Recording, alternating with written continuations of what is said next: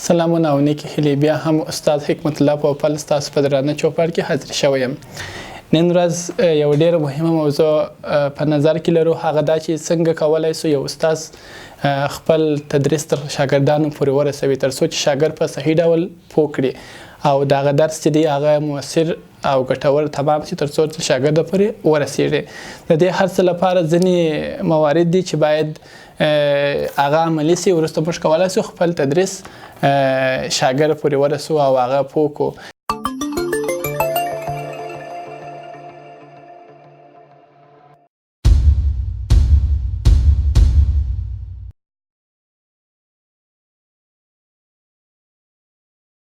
نو د هر څه لومړی باید چې د دې لپاره چې زموږ درس موثر او ګټور تمام سي، لومړی باید چې کله سیم ته داخلیږو هغه شاګردان چې په سیم کې په خپل ځایو کې ناست دي د هغوی ځایو ته باید تغییر ورکړو.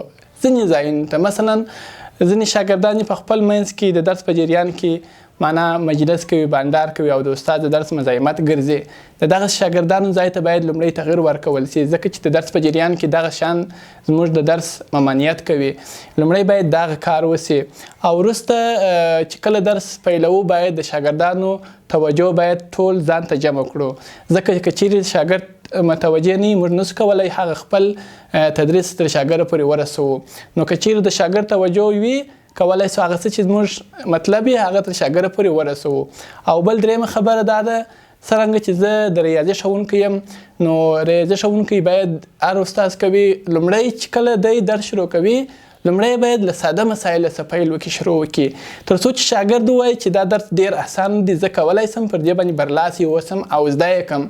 او وروسته د کرار بارک هغه کوم سوالونه چې مثلا مغلق وي، سخت وي، هغه دی وروسته حل کړي، ځکه شاګرد جذب سوی متوجه سوی تر هغه وروسته موږ کولی سو خپل تدریس چې مو دی هغه تر شاګرد پورې ورسوو.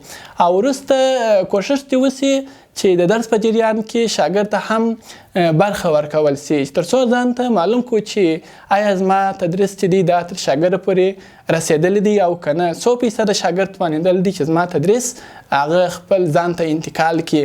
کیدای سي دې ته رسېدلی نه وي، کیدلی سي زه بیا هغه درس تشریح کړم تر څو چې په صحیح ډول تر شاګرد پورې ورسېږي. او که چیرې تر شاګرد پورې رسېدلی وي ما ته به اطمینان حاصل سي چې زما چې څه مطلب و هغه تر شاګرد پورې رسېدلی دي.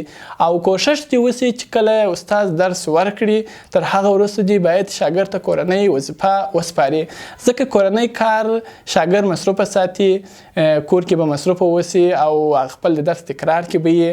او بیا دې کوشش وسي چې کورنۍ کار باید چک سي، داسې نه وي چې یوه ورځ کورنۍ کار ورکول سي وروسته یې پوښتنه ونه سي، ځکه شاګرد بیا داسې فکر کوي چې استاد کورنۍ کار موږ څه نه غواړي، یوه ورځ اجرا کړي بله ورځ بیا نه کوي.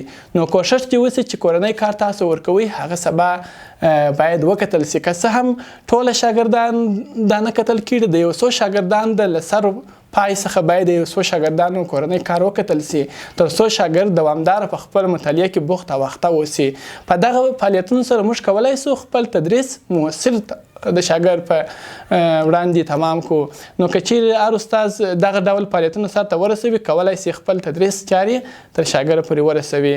نو ستاسو څه مې هیله دا ده چې دغه کومې لارښوونې چې تاسو په خپل تدریس کې عملي کړئ، انشاءالله شاګرد به ستاسو څخه ډېره استفاده وکړي.